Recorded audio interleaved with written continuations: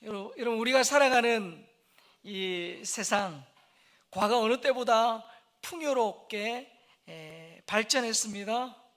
하지만 한편으로는 이전에 없던 갈등과 분열이 끊이지 않는 그런 시대이기도 합니다. 과학기술은 눈부시게 발전했지만, 또 생활은 편리해졌지만, 세계 곳곳에서는 여전히 그런 전쟁과 폭력에 시달리고 있습니다. 여러분, 러시아와 우크라이나 전쟁 4년 3개월째예요 지금. 그리고 이스라엘과 팔레스타인, 또 미국과 이란의 그런 갈등, 긴장, 전쟁 현재 진행형입니다. 그리고 아프리카의 여러 나라들 여전히 내전으로 많은 사람이 목숨을 잃거나 또 고통받고 있습니다. 그래서 인류는 끊임없이 평화를 갈망해요. 그러나 참된 평화를 이루는 일은 절대 쉽지 않습니다. 그래서 예수님은 이 팔복 가운데 7번째 복으로 이렇게 말씀하시죠. 화평하게 하는 자는 복이 있나니 그들이 하나님의 아들이라 일컬음을 받을 것임이에요. 예수님은 단순히 평화를 좋아하시는 그런 분이 아니시고, 이 평화를 만들어가는 사람, 그리고 이 평화를 이루고 분열될 관계를 회복시키는 그 사람이 복이 있다, 그렇게 말합니다. 자, 그런데 이 평화의 중요성을 보여주는 그런 흥미로운 인물이 있어요. 이 사람은 평생 355개의 특허를 획득한 천재 발명가이자 다이너마이트를 개발한 사람이에요. 그의 유언에 따라 오늘날 인류의 복지와 평화에 공헌한 사람이나 단체에 수여하는 이 노벨상이 제정이 됐죠. 그가 바로 스웨덴의 화학자 알프레드 노벨입니다. 이 노벨은 아버지가 화학 공장을 운영을 했는데요. 그러다 보니까 아버지의 영향으로 어릴 때부터 이 과학에 큰 관심을 가졌습니다. 그런데 그 당시에 에는 액체 폭약 많이 있었어요. 그러니까 여러분, 액체다 보니까 이게 매우 불안전해서 위험했습니다. 실제로 공장에서 폭발 사고가 일어나서 인부뿐만 아니라 자기 동생도 그렇게 동생을 잃는 비극을 겪었습니다. 그래서 이 액체 폭탄의 어떤 오발 사고 때문에 큰 충격을 받았어요. 그래서 이 노벨이 어떻게 하면 안전한 그런 폭약을 만들 수 있을까 고민 끝에 이 고체 화약인 다이너마이트를 개발을 하게 된 거죠. 노벨은 이 다이너마이트를 통해 가지고, 여러분, 건설할 때 뭔가 뭐 땅도 그렇고 건물 뭐 이런 것들 폭파해야 해체해야 될 필요성이 있잖아요. 그러다 보니까 철도 건설, 터널 공사 등에 이 고체 폭약을 활용하면 좋겠다, 그런 어떤 이 목적에서 다이너마이트를 개발했는데요. 사람이 악해요. 그러다 보니까 이 다이너마이트를 전쟁 무기로 사용하게 되죠. 수많은 생명이 죽임을 당했습니다. 그런 현실을 보면서 깊은 자괴감에 빠지게 되죠. 그래서 결국 그는 자신의 재산을 인류의 평화와 발전을 위해 사용하기로 결단을 내리죠. 죽기 1년 전에 유언장을 통해서 자기 재산 대부분을 기부합니다. 그래서 그의 뜻에 따라 1901년부터 문학, 화학, 물리학, 생리의학, 평화 부분에서 인류에 크게 공헌한 사람에게 노벨상이 수여가 되고, 1969년에 경제학상이 추가되어서 현재는 6개 분야에 이 노벨상이 수여가 되고 있습니다. 수상자에게 한화로 약 13억 원의 그런 이 상금과 금메달과 상장이 수여가 되죠. 그런데 여러분, 생각해 보면 이 노벨상 역사의 아이러니예요. 왜냐, 인류의 발전과 안전을 위해 발명된 이 다이너마이트가 오히려 전쟁과 살상의 도구가 되었어요. 그리고 이 다이너마이트를 판 그 돈으로 어떻게요? 이 노벨은 정말 수많은 재산을 그렇게 얻었는데, 결국 그 재산이 인류의 평화와 발전에 기여한 사람들에게 기리는 노벨상의 재정 근원이 됐다는 거예요. 그게 참 아이러니한 그런 현상입니다. 역대 노벨상 수상자들 민주주의를 발전시키고 또 전쟁을 종식시키고 인권 신장, 빈곤 퇴치, 화해와 평화를 위해 헌신한 사람들이에요. 그러니까 그들의 어떤 공헌은 참으로 귀합니다. 그러나 여러분, 나라와 시대를 넘어서 전 인류에게 참된 평화를 주신 분이 계세요. 그분은 인간의 영혼과 육체를 구원하시고 하나님과 원수되었던 인간을 하나님과 화목하게 하신, 그 일을 위해서 자신의 생명을 내어주신 분입니다.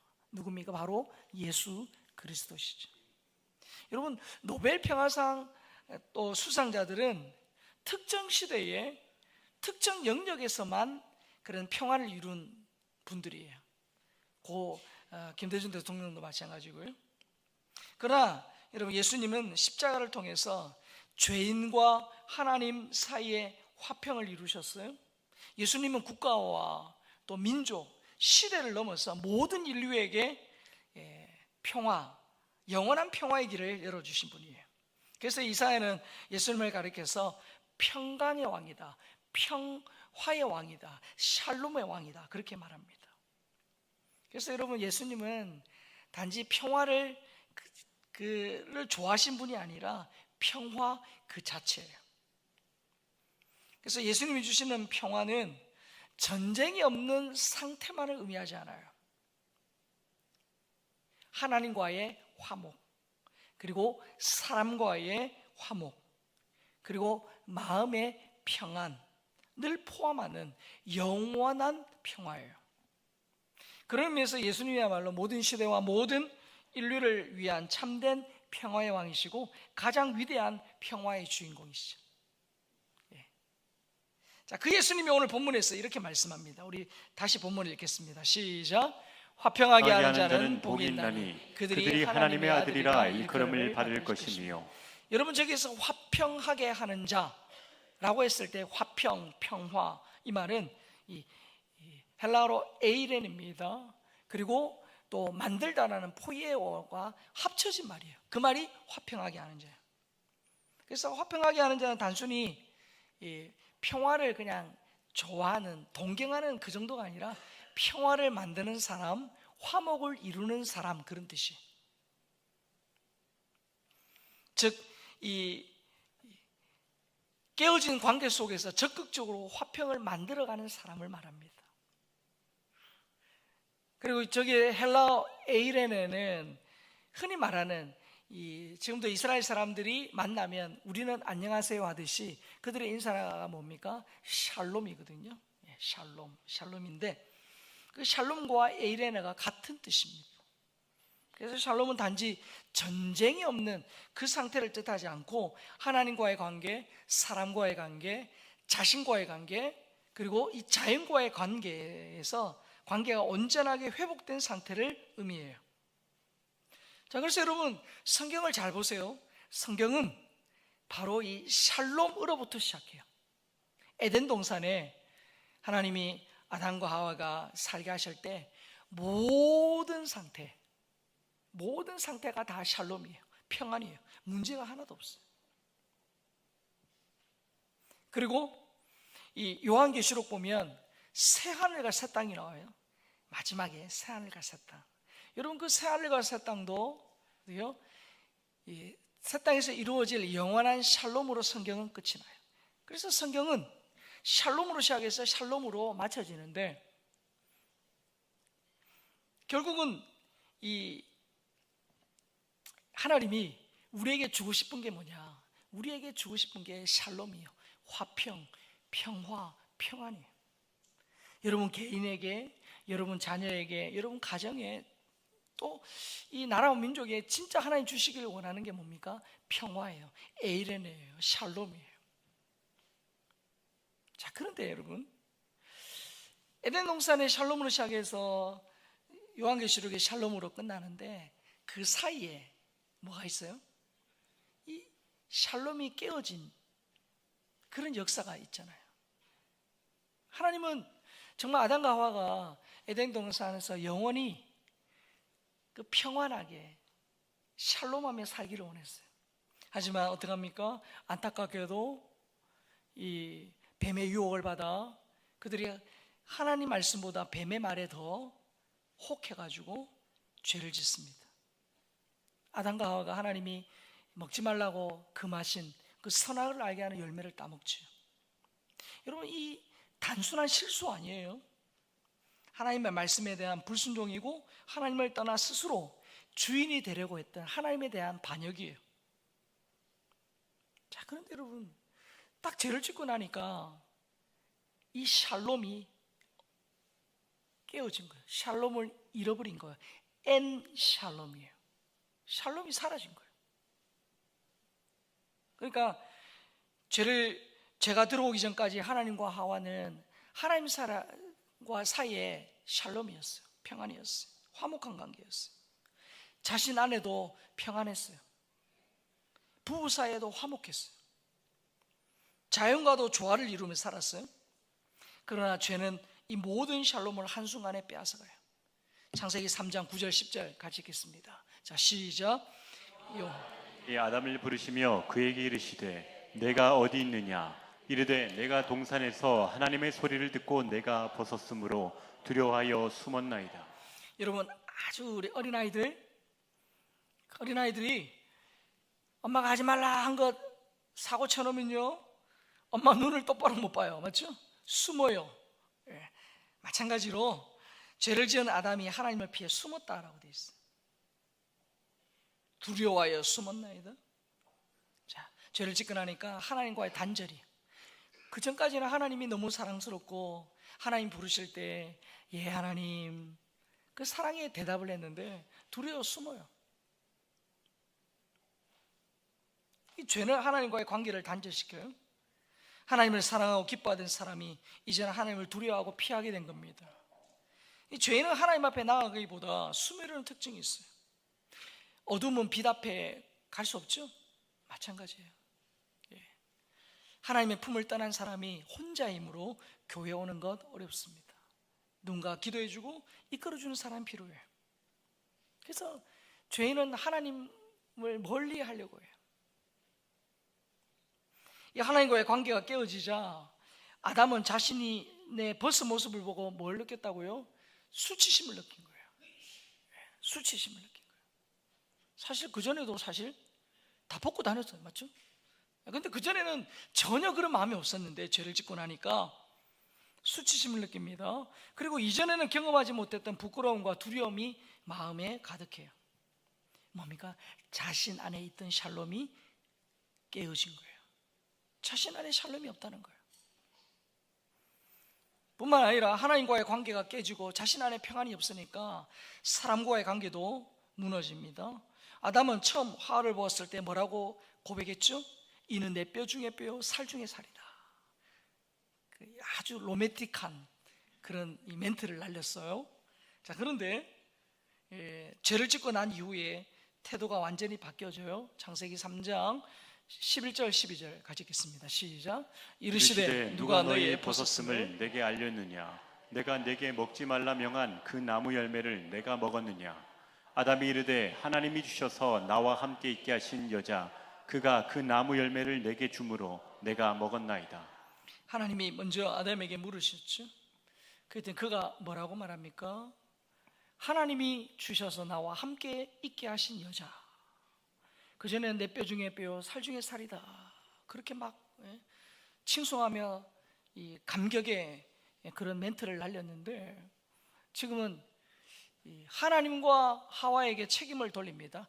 하나님이 주셔서, 나 달라고 안 했는데 하나님이 주셨고요, 나와 함께 있게 하신 여자, 하나님과 하와에게 책임을 돌립니다. 죄는 이런 거예요. 죄는 사람과 사람 사이의 그 관계를 깨뜨려요. 사랑해야 될 상대를 비난하게 만듭니다. 그리고 섬겨야 할 이웃을 이용의 대상으로 바꾸어 놓아요. 죄가 이렇다는 거예요. 그뿐만 아니에요. 죄는 자연과의 관계도 파괴했습니다. 그전에는 땅에 가시덤불, 엉겅퀴 이런 거 없었어요. 그런데 죄를 짓고 나니까 땅이 가시덤불과 엉겅퀴를 내게 되었어요. 인간은 땀 흘려 수고해야만 먹고 살 수 있게 됐어요.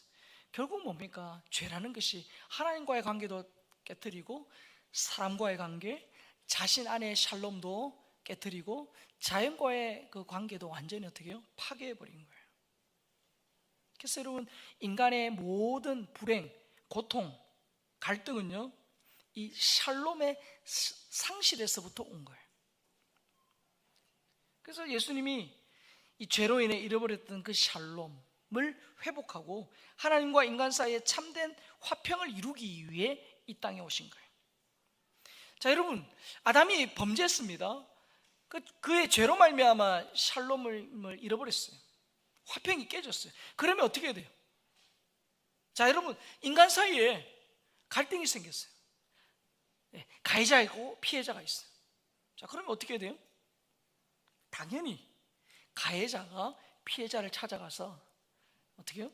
머리를 조아리고 잘못했습니다라고 해야 되죠. 그게 상식이에요. 자, 그런데 성경은 놀라운 사실을 보여줍니다. 하나님과 인간의 관계가 깨어졌을 때, 즉 아담과 하와의 죄로 말미암아 이 관계가, 샬롬의 관계가 깨어졌을 때 먼저 찾아오신 분은 누굽니까? 죄를 지은 인간이 아니에요. 아담과 하와가 하나님 찾아가서 하나님 잘못했습니다라고 말한 게 아니에요. 오히려 하나님이 아담과 하와를 찾아오세요. 아담과 하와는 죄를 짓고 하나님을 피해 숨어 있었지만 하나님은 그들을 외면하지 않으셨어요. 죄 지었다고 어떻게 해요? 외면하지 않으셨어요. 오히려 그들을 찾아오셔서 구원의 약속을 주시죠. 창세기 3장 15절 우리 한번 크게 읽겠습니다. 시작. 내가 너로 여자와 원수가 되게 하고 내 후손도 여자의 후손과 원수가 되게 하리니 여자의 후손은 내 머리를 상하게 할 것이요 너는 그의 발꿈치를 상하게 할 것이니라 하시고. 저기 여자의 후손이 누굽니까? 남자와 남자가 결혼해서 낳은 자식은 다 남자의 후손이에요. 뭐냐?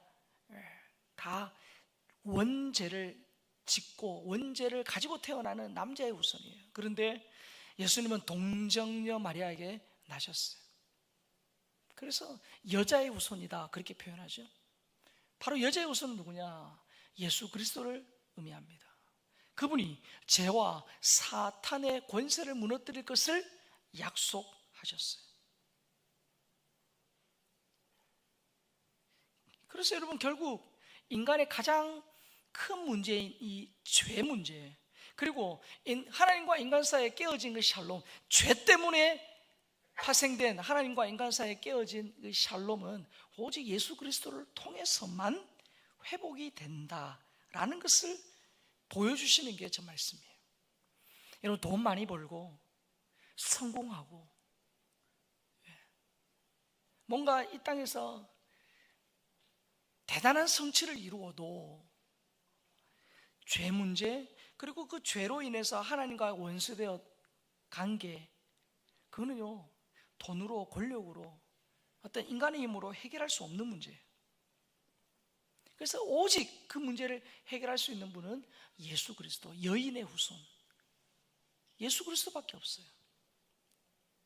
그래서 그 예수 그리스도를 보내주겠다, 후손을 보내리니, 그러죠? 그 예수 그리스도를 통해서만 해결될 수 있는 거예요. 그래서 그 예수 그리스도를 보내주겠다라고 하신 그 약속을 어떻게 해요? BC와 AD, 즉 예수님의 그 탄생으로 BC와 AD가 나누잖아요. 그 때가 되면 예수님을 보내주셨어요. 그래서 에덴 동산에서 죄로 인해 깨어졌던 평화, 그 평화는 오직 예수님의 십자가를 통해서만 다시 회복이 돼요.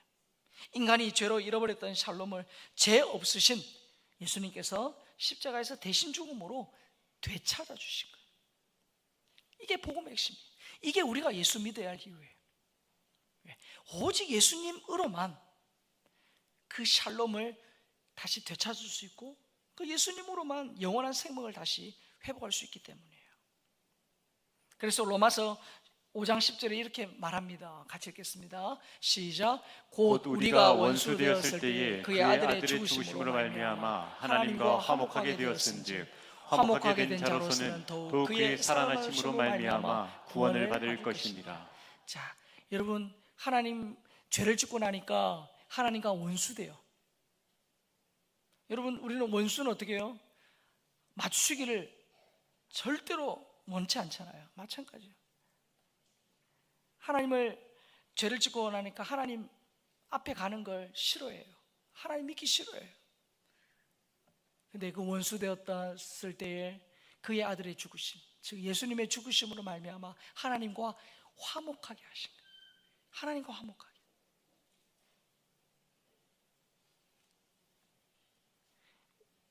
인간은 본래 하나님과 원수된 사이예요. 그러나 예수님의 십자가 죽음으로 하나님과 화목하게 하셨다는 거예요. 예수님만이 하나님과 원수된 인간을 화목하게 하는 유일한 중보자세요. 유일한 중보자. 에베소 2장 14절 16절도 같이 읽겠습니다. 시작. 그는 우리의 화평이신지라 둘로 하나를 만드사 원수된 것 곧 중간에 막힌 담을 자기 육체로 하시고 법조문으로 된 계명의 율법을 폐하셨으니 이는 이 둘로 자기 안에서 한 세 사람을 지어 화평하게 하시고 또 십자가로 이 둘을 한 몸으로 하나님과 화목하게 하려 하심이라. 원수된 것을 십자가로 소멸하시고. 거기 보니까 화평, 화목 이런 말이 나오죠. 그래서 바울은 예수님을 가리켜서 우리의 화평이신지라 그렇게 말했어요. 예수님은 단지 평화를 가르치신 분이 아니라 평화 그 자체세요. 자신의 몸으로 원수되었던 하나님과 우리 사이를 이렇게 이어주신 평화의 대사세요. 십자가를 통해 하나님과 인간 사이를 가로막고 있던 죄의 담, 중간에 막힌 담, 죄의 담, 그것을 허무셨고 원수되었던 관계를 화목하게 하셨어요. 그래서 여러분, 참된 평화는 인간의 노력이나 제도만으로 이루어지지 않아요. 물론 이 유엔처럼 국제기구, 평화협정 중요합니다. 그러나 여러분, 인간의 이 죄 문제가 해결되지 않는 한 이 땅에 완전한 평화는 이루어질 수 없어요. 어떻게 보면 이 땅에서는 완전한 평화 이루어지잖아요. 죄 문제가 있기 때문에, 탐욕, 이권이 있기 때문에. 하지만 예수 그리스도를 통해 이루어지는, 그리고 장차 저 새하늘과 새 땅에서 이루어질 평화는 완전한 평화예요. 그래서 여러분, 세계의 평화, 가정의 평화, 마음의 평안, 결국 예수 그리스도 안에서 시작돼요. 그래서 여러분, 우리가 예수님을 잘 믿으면 우리 삶에 이런저런 문제들이 해결되는 것도 있지만 먼저 하나님이 평안을 주세요. 마음속에 문제는 여전하지만 마음에 어떻게 해요? 샬롬을 주세요. 평화를 주세요.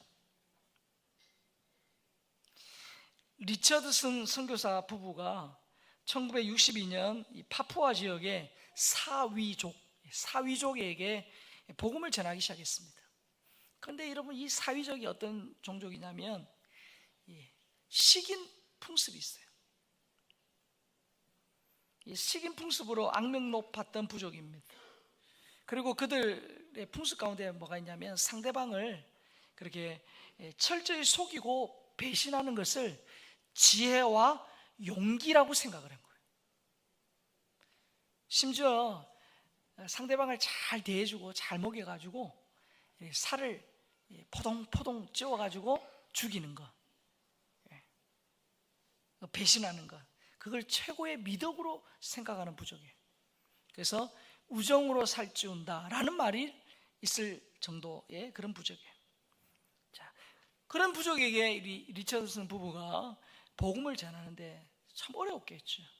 그런데 그들의 어떤 풍습을 잘 이렇게 연구해 보니까 독특한 그런 전통이 하나 있는 거예요. 부족 간에 오랜 이렇게 전쟁하는 그런 부족들이 화해를 할 때 어떻게 하냐면, 이 한쪽 부족이 자기 아들을 상대 부족에게 보내는 그런 전통이 있어요. 그리고 그 아이를 평화의 아들이라고 그렇게 불렀습니다. 그래서 이 평화의 아들이 살아있는 한은 두 부족 간에는 전쟁하지 않는 그런 어떤 이 협약을 맺은 거죠. 자, 이런 전통이 있다는 걸 알고 이 선교사님이 그들에게 복음을 전하기 시작해요. 하나님께서 죄로 인해 원수되었던 인간과 화목하기 위해 자기 아들 예수 그리스도를 이 땅에 보내셨다. 그래서 예수님은 하나님께서 보내신 참된 평화의 아들이다. 그러니까 여러분 자신들도 평화의 아들을 아니까 예수님이 평화의 아들이시구나 라는 것을 알고 어떻게 해요?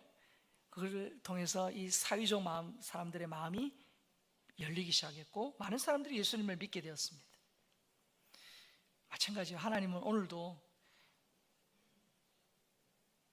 평화의 아들로 예수님을 우리 가운데 보내셔요. 하나님 우리가 화평하게 하는 자의 복을 누리고 살기를 원하세요. 그리고 우리가 가는 공동체, 우리가 가는 그 모임에 이전에는 갈등과 분열이 있었다 할지라도 예수 믿는 하나님의 자녀인 우리가 갔을 때 어떻게 해요? 그 모임이 다시금 화기애매하던 모임이 화기애애해지고 평화가 임하는 그런 자로 우리를 부르셨다는 거예요. 여러분 성경에 보면 참 이런 인물이 있어요. 대표적인 인물이 요나단입니다. 여러분 사울왕 다윗의 인기가 높아지자 아주 시기심에 사로잡힙니다. 그래서 다윗을 결국 죽이려고 혈안이 되어 있죠. 자, 그런데 그의 아들이었던 요나단은 다릅니다.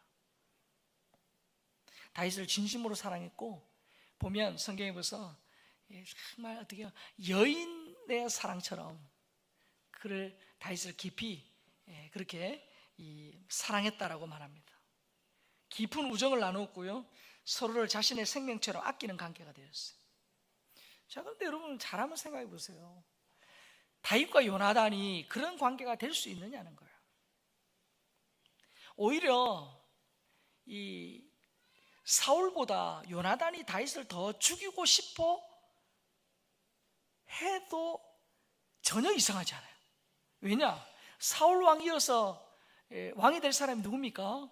요나단이거든요. 근데 자신의 왕위를 위협하는 인물이 다윗이에요.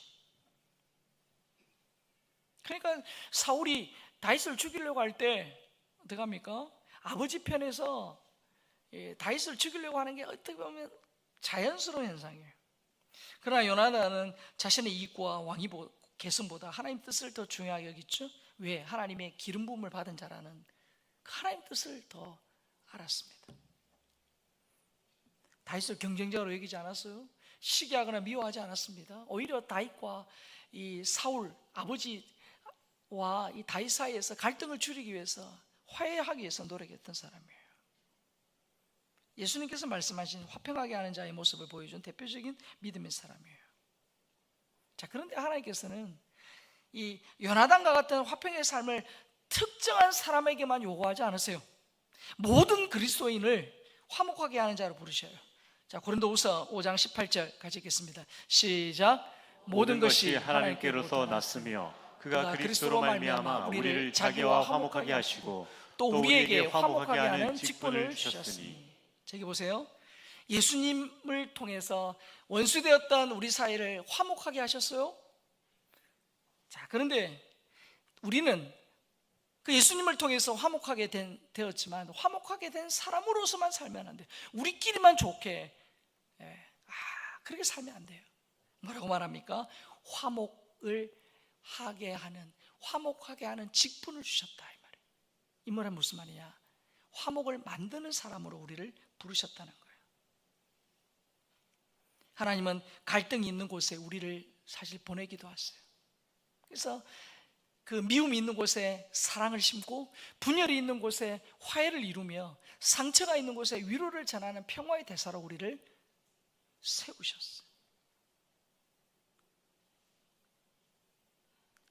자, 그러면 우리에게 화목하게 하는 직분을 주시고 우리를 평화의 대사로 우리 살게 하셨는데 어떻게 하면 그것을 잘 감당할 수 있는가? 잠언 16장 7절 같이 한번 읽을까요? 자, 시작.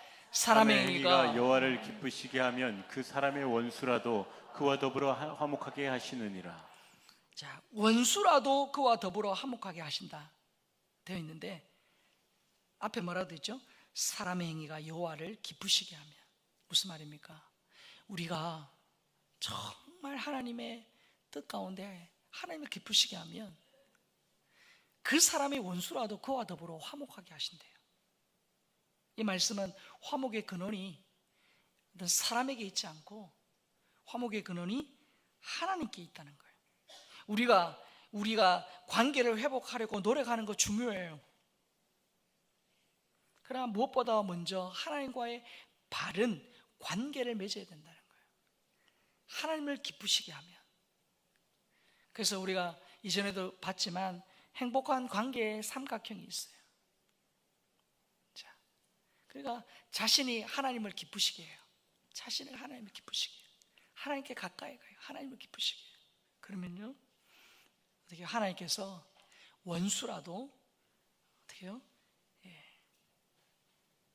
화목하게 하신다. 즉 우리가 하나님을 기쁘시게 하면 하나님께서 원수의 마음도 어떻게 해요?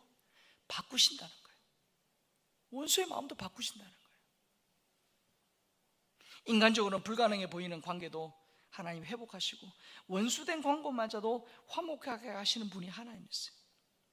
그래서 우리가 피스메이커로, 트러블 메이커가 아니라 피스메이커로 살아가는 방법은 뭡니까? 평화의 근원인 하나님과 동행하는 거예요. 여러분, 원수는 계속 원수짓 할 수 있어요. 하지만 내가 하나님을 기쁘시게 하면 하나님이 그 원수의 마음도 어떻게 해요? 바꾸어 가셔요. 예수님은 화평하게 하는 자는 하나님의 아들이라 일컬음을 받을 것이다 그랬어요. 하나님의 아들이라 일컬음을 받는데요. 여러분, 아들은 아버지를 닮는 존재입니다. 뭐라도 닮아요, 맞죠? 보면 뭐라도 닮아 있어요. 하나님께서 화평의 하나님이십니다. 하나님의 화평의 하나님이시기 때문에 화평을 이루는 사람은 그 하나님의 성품을 잘 드러내는 사람으로 살아가요. 그래서 우리가 정말 모든 관계에서 화평을 이루면 하나님도 저런 분이구나 라고 상대방은 그렇게 느끼게 된다는 거예요. 우리가 화평하게 하는 자로 살아갈 때 사람들은 우리를 통해 하나님을 보게 돼요. 그 평화의 하나님을 보게 돼요. 또한 아들은 아버지의 사랑과 보호를 받는 존재입니다. 그래서 여러분, 우리가 이 하나님의 아들과 딸이라 불리는 것보다 귀한 일이 없죠. 우리가 정말 사람 사이의 갈등을 중재하고 화목을 이루는 사람으로 살아갈 때 하나님의 아들로서 하나님의 보호와 하나님의 사랑을 받는 존재가 된다는 거예요. 사랑하는 성도 여러분, 지금도 하나님과 원수된 채 살아가는 사람들이 너무 많아요. 맞죠? 그들에게 전할 수 있는 가장 좋은 소식은 뭐냐? 예수 믿으면 하나님과 원수되었던 우리의 관계가 회복된다는 거예요. 그리고 하나님의 아들이 된다는 거예요. 그리고 원래 에덴 동산에서 영원히 살도록 영원한 생명을 주셨는데 죄로 인해서 하나님과 단절되고 인간의 고통과 사망이 왔죠. 그러나 예수 믿으면 예수님 안에 영원한 생명을 주십니다. 그래서 여러분, 예수 믿으면 천국에서 영생을 사는, 즉 에덴 동산에서 잃어버렸던 그 영생을 다시금 회복시켜 주시는 거예요. 그래서 우리가 여전히 하나님과 원수되어 살아가고 있는 우리의 VIP들, 우리의 믿지 않는 가족들, 이웃들, 친척들에게 가장 좋은 소식은 뭡니까? 평화의 아들이신 예수 그리스도, 그분이에요. 그래서 우리가 그분들을 위해서 기도하고 또 그분들을 위해 복음을 전하는 거죠. 그러면서 그들이 예수 믿으면서 하나님과 화목되도록 만드는 것, 그것이 우리가 그들에게 줄 수 있는 가장 복된 일이에요. 한 영혼이 하나님께 돌아올 때 잃어버렸던 샬롬이 회복되고 하나님 나라의 평화가 그 삶 가운데 임하게 됩니다. 그래서 하나님은 우리가 가는 곳마다 우리의 가정에, 우리의 직장에, 이 세상에서 평화의 대상으로 화평하게 하는 자로 살아가기를 원하세요. 그런 자가 복된 사람이고 그런 사람에게 하나님의 아들이라 일컬음, 그래서 하나님을 보여주는 하나님의 아들로 살아가게 하십니다. 가정에서, 직장에서, 교회에서, 사회에서 깨어진 관계를 회복시키는 피스메이커로 살아갈 수 있기를 주의 이름으로 축복합니다. 그래서 우리가 마지막 이 기도를 하나님 앞에 드리고 찬양하십시다. 자, 우리 같이 우리 마음을 담아 기도합니다. 주님, 내가 먼저 하나님께 가까이 나아가게 하옵소서. 내 삶이 평화의 통로가 되게 하옵소서. 내가 가는 곳마다 화평과 샬롬이 흘러가게 하시고 깨어진 관계가 회복되는 은혜를 허락하여 주옵소서. 가정과 직장과 교회에서 화평하게 하는 자의 복을 누리게 하옵소서. 예수님의 이름으로 기도드립니다. 아멘. 우리는 마음을 담아 주 선한 능력으로 안으시네.